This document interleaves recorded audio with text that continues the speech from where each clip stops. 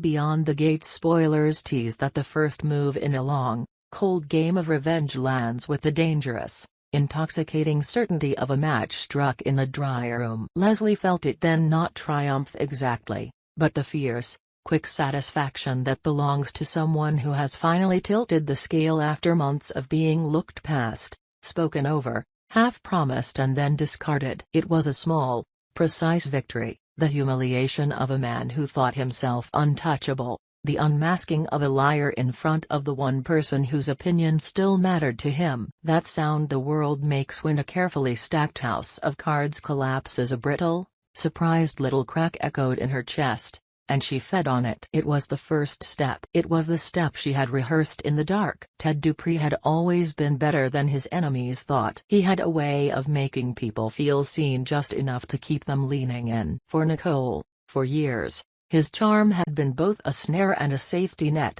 He could repair, persuade and lull, he could make apologies sound like promises. For Leslie, he had been a different thing altogether, a person who had asked for favors, for small confidences, then weaponized them into jokes to be shared with others. The night he told Leslie that he would sign away Nicole's house to her, that he would take care of her, that she would have somewhere to go once he and Nicole were done, was the night a fragile thread of trust snapped. It was also, as it proved, when Nicole corrected him, saying the house was not his to give. The correction landed like a cold stone thrown through a greenhouse window. Leslie felt every shard. That correction did not just embarrass Leslie, it humiliated her publicly. To be made to look foolish in love is one thing, to be exposed as someone who had believed a man's casual promises to her, thin as tissue, and to have her faith answered in a single, simple statement, was another. Leslie had not asked for a grand romance,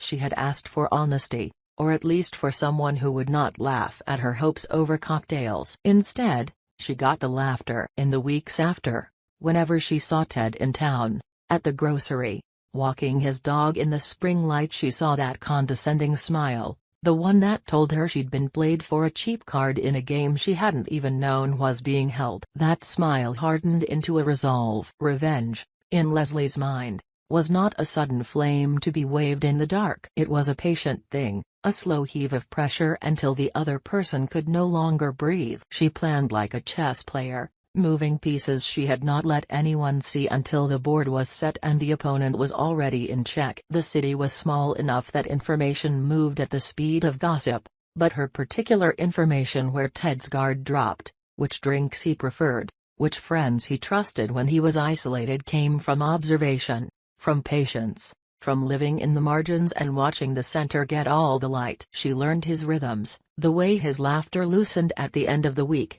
the way he accepted the same waiter at the same bar, the way he occasionally drank to cover a loneliness he did not want to admit even to himself. There were moral calculations in her head, because Leslie was not a monster. She told herself, repeatedly and in many voices, that what she was about to do was not about pleasure. It was about rebalancing a ledger that had been slanted by bigger hands for too long. Ted's condescension had been cruel, a habitual thing, and it had been reinforced by the complacency of people around him. If she could sputter the engine of his life, force him to lose the things he valued, his marriage, his reputation, the idea that he could always say something and have the world excuse it, then perhaps the humiliation he had dealt her would be paid back in full. It was a calculus as cold as it was simple. She picked the night with care. There is an art to staging betrayal. It must feel inevitable to the person being betrayed, as though their own choices had sown the seeds of their fall. Leslie arranged a dinner with people who would naturally be present, mutual acquaintances, friends who liked the theater of petty social battles. She dressed in a way that would not make Ted suspicious, not the raw, obvious look of someone intent on performance, but rather a softer, credible presence that might invite pity or misinterpretation. She watched the conversation pivot. Men joked, the radio low and cheap in the background, wine poured unreplaced, laughter ricocheted. Ted loosened into his familiar sociable self, unaware that each moment of ease was a step toward the trap. When the thing she had meant to do happened, it happened with the humdrum, ugly normalcy that made it sharp. She had poured his drink while everyone looked away for a second or two, an almost theatrical shrug of hands, A passing of a glass. It was an act she rationalized by telling herself she had not actually hurt him, only nudged him off balance. She could never bring herself to think about the exact substance. She told herself that naming it would be like detailing a weapon. She would not give the reader of her story the satisfaction of the method. For narrative purposes she simply laced the carriage of their evening with something that made the world tilt for Ted and left him sleepwalking through a series of choices he would later insist he remembered as consent. When he woke the next morning he did not know where he was. Memory, in the wake of forced forgetfulness, is a brittle thing. Ted's memory had gaps. Those blanked-out frames that make a film reel unstable. The first solid image he had was of Skin Leslie's a strange, shameful intimacy that did not belong to the life he thought he was living. He felt his body had been moved like a pawn, carried and placed without his permission. He felt the weight of the morning sun like accusation. Panic was the first thing in his throat. Humiliation pecked at it from behind. Ted knew, with the animal clarity of a man who is certain he has misstepped, that if anyone saw him this way there would be no easy redemption. Leslie, for her part, sat on the edge of the bed with an exhausted sort of satisfaction. She did not come across as triumphant, at least, not in the way that a television villain might, but there was a clarity in her face as if a complex equation had finally been solved. When Ted tried, incoherently, to find words, she met him with cold, concise truth. Yes, she had put something into his glass. Yes, she had planned to get him into bed. The confession sat between them like a third person, a witness that would not sympathize. The power in the moment came not from the act itself but from the way it rewrote the terms of their social positions. If before he had had the upper hand, the man who could make promises, who could run circles around the moral code of the town, now his agency had been publicly questioned. This is where one should note the shape of humiliation in a community that prizes image. Ted was not an absent figure. He had friends, a house that meant more to the story than its walls, a marriage that had been held together with the kind of compromises that make long-term relationships look untidy. Nicole, when she learned what he had done, was not a faceless casualty. She was a woman tired of being told little lies clothed in affection. She was the one who corrected him in public earlier, the one who had stepped in with a sterile sentence about property law and ownership, the one who had the right, by reason of her own dignity, to be furious. That evening, when the accusation landed and the pieces were put in front of her, she did not need to be theatrical. She was small and precise, and that precision cut through the noise. Or sign papers. What she did not know and would not know until later, if ever, was that Leslie had never told her the whole truth. Leslie had been careful to make the betrayal look like an act of infidelity, not an act of coercion. In front of Nicole, Leslie told the simple, devastating lie: Ted had willingly slept beside her. She let Nicole decide the rest. Maybe she told herself it would be kinder to not name the drugging. Maybe she wanted the satisfaction of seeing the marriage break without cheapening it with a slur of assault. But the effect was the same. Nicole's eyes were sharp as cut glass, and her words were immediate. She asked for a divorce with a calmness that made it worse for Ted. There was no argument, no begging. There was a legal clarity that would erase the sentimental smog in which Ted had lived for years. Eva watched this entire collapse like a person watching an animal she loved limp toward a cliff. She could do nothing. That impotence is a particular kind of agony, to watch someone you care for be undone by the actions you cannot stop, to have hands that shake for lack of a lever to pull. Eva had loved Ted in a certain way, perhaps not the way that binds two people into marriage, but enough that his pain landed inside her like a physical blow. When he broke down, when he left the house with his eyes red and voice small, Eva's heart folded in on itself. She turned away because turning toward him would have required words she had none of. There was the knowledge, too, that whatever the truth of what had happened, in the court of public opinion the facts were already arranged. Ted's reputation, already fragile, bent in the wind. Ted, reeling and frantic, disappeared from the scene and from the public spectacle he had been at the center of. He went to places where people kept secrets and he asked for a way to make the person responsible leave. He was not thinking clearly.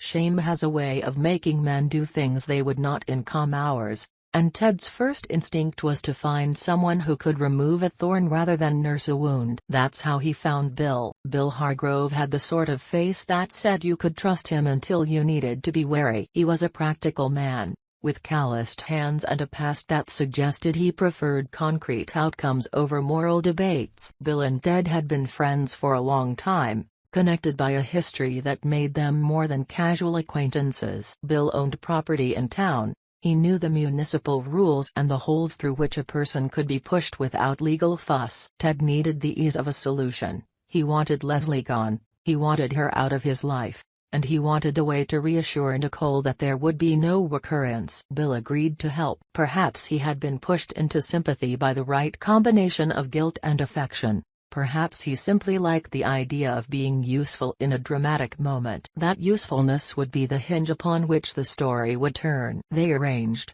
quietly and without paperwork, for Leslie to be removed from the place she stayed, not as a process of lawful eviction but as a more direct kind of extraction. Kidnapping is a grave crime, and the world itself is built of rules that make such acts catastrophic. But people in small towns likewise believe in vigilantism when they sense the system will not satisfy them. Bill's plan was sloppy in its morality but efficient in its cruelty. Take Leslie out of the public gaze for a little while, make her feel what Ted felt, and maybe she will repent or at least stop being a threat. When Leslie woke, her first sense was of straw against her cheek and the thick, hot smell of hay. There was a kind of agricultural intimacy to the barn, the green, the dust motes floating in the light that came through slatted windows, the faint sound of wind moving through old wood. She tried to move and found her hands bound, the rope cruel and tight. The panic that had been her careful companion these past months rose like bile. She had planned other people's falling but not her own. Who had taken her? How long had she been asleep? The answers arrived in pieces. The smell of cigarette smoke, footsteps on wooden boards, the distinct, flinty voice of a man she both wanted and dreaded to see. Ted appeared, not as the man who had issued a final ultimatum in the office or in the kitchen but as someone remade by humiliation and rage. There is a different kind of person on the other side of suffering, softer in the ways defenders fall apart, and harder in the ways they hold to the edges of their lives. He did not come with policemen or lawyers. He came alone, with anger thrumming in the way he held himself. His voice when he spoke was controlled, low, and the kind of quiet that suggests a waiting storm. "You thought you could take everything," he said. There was no flourish in the accusation, only the flatness of a man who had been forced to confront his own weaknesses publicly. Leslie answered him with a stubbornness that had always been part of her, the refusal to look small, even when she weighed, by every measurement, as someone who had been reduced. She wanted to spit truth at him, to twist the knife of humiliation back around so he felt it, but the reality of ropes and wooden beams made her words come slower, more careful. She tried to bargain with him with the only currency left in that moment: explanation, apology, whatever might lessen the heat in his eyes. But Ted did not seek explanation. He wanted leverage. He wanted a guarantee that the thing Leslie had done, the shattering of his marriage, the betrayal that had cost him his home, would not be repeated. He wanted a promise he could hold like a bloodless talisman against any future deceit. So he pressed a condition into her like a blade held to the throat of a conversation. She would either accept terms or face an escalation. The lighter he carried became a symbol of that escalation. It was a small item, ridiculous and domestic, suddenly charged with terrible meaning. Leslie hesitated because she could see everything in his hand at once: the lighter, the flame that could catch hay, the dry tinder of the barn, and the moral ruin that could follow if fire took hold. In such a place a single match is more powerful than the law. Small acts of violence in the right setting can feel like ultimate judgment. Ted flicked the lighter and it spit a brief tongue of orange into the air. The act was not grand, it was intimate, personal, a threat that was both physical and symbolic. "Say yes," he told her, the syllables flat. "Agree to this, and I'll let you go." Leslie's mind whirled. In its spinning she found the kernel of self-preservation. She thought of the woman who had corrected Ted in public, of the divorce papers waiting in a drawer, of Eva's helpless face. She thought of all the people who had watched the small cruelty of the world operate and had done nothing. She agreed. She said the words he wanted to hear. She promised to stay away, to never speak of what had happened, to go quietly and disappear into the nowhere places where wounded people go to lick clean their egos. She said it because she wanted to be alive, and because the bright flash of fire against straw is a thing that makes barter feel cheap. But she did not say the whole truth. And when she said yes, it was not because the bargain had erased what she had done or because she had suddenly changed her feelings. Agreeing was a temporary strategy. Leslie had never understood herself as someone who took unequivocal losses. Even in the window of the barn, in the gaze of a man who held a lighter like a verdict, she was thinking of futures, of how to twist a promise into a future weapon, of how to keep leverage even while appearing to surrender it. There was a part of her, a cold, pragmatic part, that catalogued possibilities. If she left town, if she signed her silence, could she yet watch and wait? Could she plan another strike, or could she live under the weight of that promise and find another way to win? Ted watched her, waiting for the compliance that would become the story he could tell himself to sleep at night. He wanted to leave the barn with his dignity stitched back enough to go into a courtroom or into a kitchen and not break down. He lit the lighter one more time and put it close to the nearest bundle of dry straw. It hissed, the sound a small, mocking pronouncement. Leslie tightened in her bonds, her promise tasting like ash in her mouth even as she mouthed it aloud. She could feel the action of agreeing fold her into a different shape, small, less threatening, a person who had been broken and would not break others. Outside, the wind moved the barn rafters. Inside, the silence hung thick and the smoke of the lighter hung like an omen. Leslie's assent was the sort of surrender that gives way to a new kind of strategy. When the direct path is closed, a resourceful person finds the long route around the problem. As Ted extinguished the flame, she forced herself not to breathe at once, not to show the racing of her heart in the seams of her face. She had won the first chess move, he had taken the next. The game, in both of their minds, had only just begun. She left, ultimately, not as someone who would fade from memory but as someone who had been forced into invisibility by threat. Her departure was announced in the hush of a local rumor the next week. Leslie had decided to leave town to take care of an ailing aunt, to get away from the heat of recent events. People believed what they wanted to believe. A friend misplaced, a convenient lie that allowed those with clean hands to keep them so. Nicole, for her part, accepted the practicalities of separation and began signing papers. Ted returned to a routine that looked normal but smelled slightly of ash. Bill and the others convinced themselves that they had acted out of necessity. Eva kept a silence that was her own version of entreaty, a small, private mourning for a man she had seen reduced to apology language. But Leslie did not intend to be quiet forever. She had an inventory of slights and humiliations she had folded into a list. She had ways of reading men as clearly as they read their own reflections. She had the memory of the taste of humiliation and the cruel pleasure of watching it exacted. Her agreement in the barn had been, in many respects, tactical. She said yes to save her life. But she also said yes because the moment demanded it, because the alternative was something worse. What she said not to the lighter but to the idea of the future was that this was not the end. At the edge of the town, in a cheap motel whose neon sign buzzed toward dawn, Leslie made plans that had nothing to do with the lighter and everything to do with the slow accumulation of pressure. She rented a room under a false name and with the money she had saved bought time. Time, in her calculus, could be turned into leverage if she was patient. She wrote lists not of names to harm but of vulnerabilities to watch, people who loved Ted enough to break, documents that might rewrite ownerships, the quirks of friendships that could be pried apart. She told herself she would not stoop to the same small, cruel acts as those who had wronged her. Still, she acknowledged the truth that there was a murkier art to survival that did not care for moral polish. Back in town, Ted tried to stitch his life back together. He went to meet people who could advise him, who could tell him how to make the world look less like a stage for his fall. He wanted to sue, to name names, but he feared that naming Leslie as the puppet master of his ruin would only dig the needle deeper. People like him often miscalculate the itch to be re-seen, They believe a legal victory will wash away the corrosion of humiliation. They forget that what truly marks a person is not the signature on a document but the memory others carry in their eyes. Ted felt that memory like an ache, and yet he also carried a vengeance that was not wholly his own. Bill, who had helped him in a moment of despair, felt the tug of the town's rough justice and the rightness of scaring someone who had caused so much harm. Bill liked to tell himself he believed in simple accounts: favors were repaid, wrongs could be balanced. What he did not allow himself to consider was how that balance would weigh on his own heart. The night in the barn would sit in his memory, too, and even if he had been absent the night Leslie had been drugged,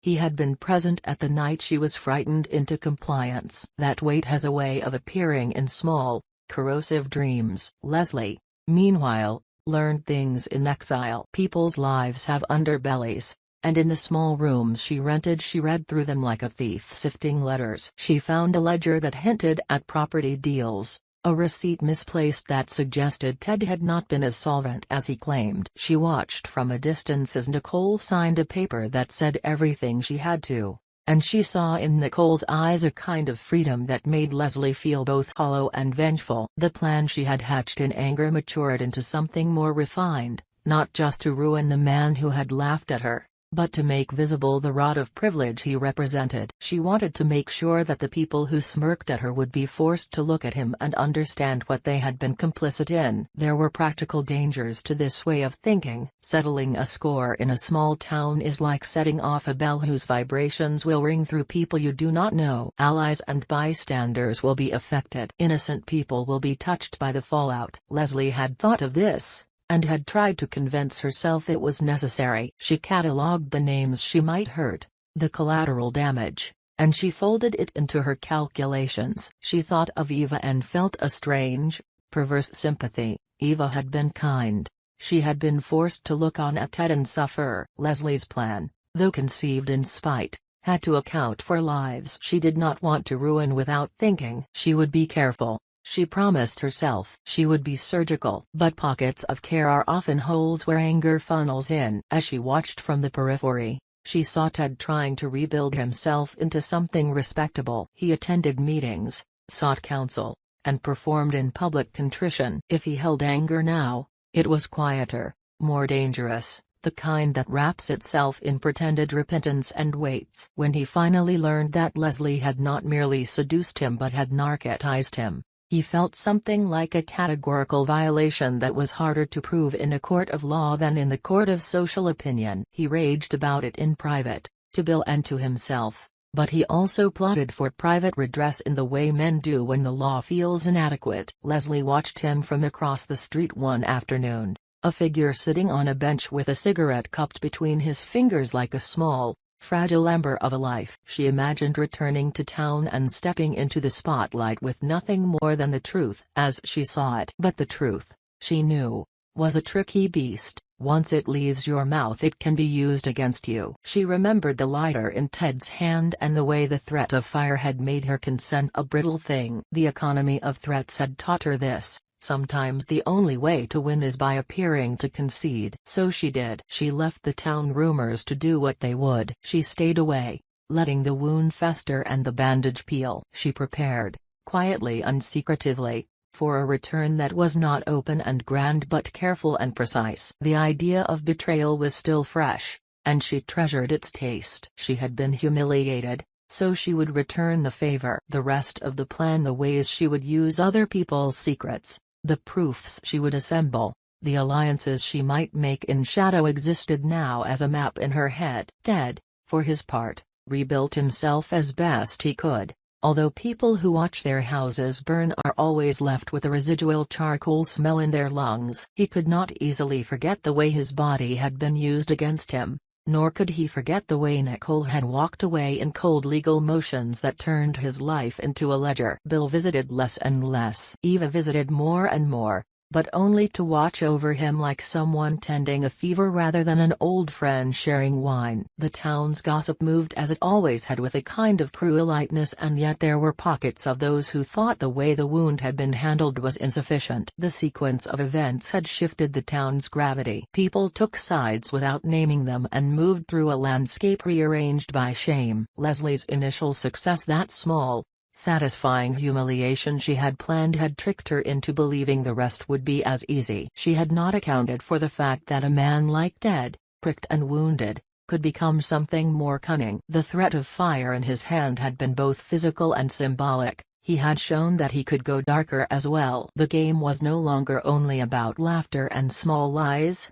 It had been escalated to threats and the kind of fear that left its mark on the body. The night she agreed to his terms, bound in a barn as the lighter spat at the straw, sealed a contract that would not hold in all its places. Deals made under threat have a way of fracturing later, because the coerced promise carries the weight of survival and not of honor. Leslie left town with that survival lingua scraped into her memory, and with a plan that drank slowly from the cup of patience. She had won the moral victory at the party. She had lost the immediate battle in the barn. She knew how to wait. She had the shape of Ted's ruin in her mind like a sculpture, and she intended to chip away at it until it resembled something else, either justice, in her version, or an even exchange of pain. And so the story, the one that began with a lie about a house and moved through a drugged glass and ended with a threatened lighter in a barn, bent toward a future neither of them could yet see. There were still moves to be made, alliances to form,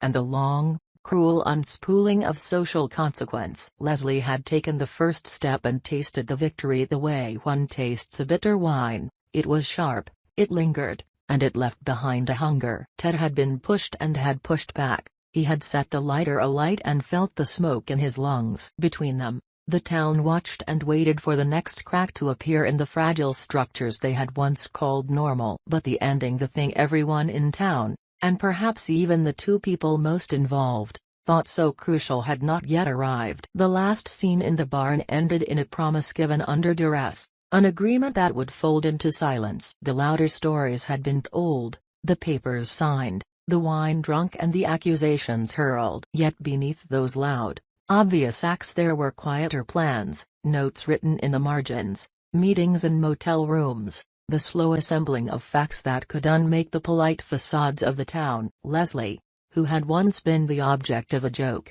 had not yet become a villain in any simple sense. She was a strategist learning the cost of escalation. Ted was a figure of broken certainties, attempting to reclaim a life that had been upended. Between their two arcs, the air hummed with the suggestion of a second act. The one where small towns reveal the depth of their grudges and the lengths to which ordinary people will go to be believed.